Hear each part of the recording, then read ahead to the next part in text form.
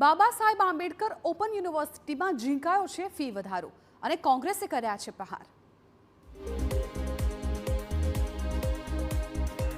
Baba Saheb Ambedkar open યુનિવર્સિટીમાં વિદ્યાર્થીની ફીમાં 178% અને વિદ્યાર્થીનીઓની ફીમાં 317%નો વધારો કરાયો। એટલે કે વિદ્યાર્થીનીઓની બીએની ફી 1200થી વધારીને 5000 કરાઈ અને વિદ્યાર્થીઓની બીએની ફી 1800થી વધારીને 5000 કરાઈ। ત્યારે કોંગ્રેસે ફી વધારો પાછો ખેંચવાની માંગ કરી। વિદ્યાર્થીને અભ્યાસ કરવાની તક છીનવાય તે પ્રકારે ફી વધારો ઝીકવામાં આવ્યો છે। યુનિવર્સિટી દ્વારા શિક્ષણ સિવાયની અન્ય પ્રવૃત્તિમાં પણ ખર્ચ થાય, બ્યુટિફિકેશનના નામે પણ લાખો રૂપિયા ખર્ચ થાય।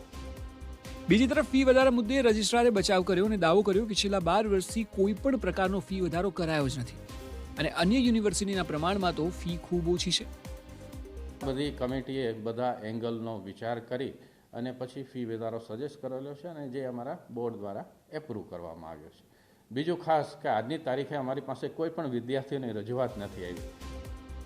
કોંગ્રેસનો આરોપ છે કે યુનિવર્સિટીમાં અનેક ખોટા ખર્ચ થાય છે। હવે આ મામલે મુખ્યપ્રધાનને રજૂઆતની તૈયારી દર્શાવી છે।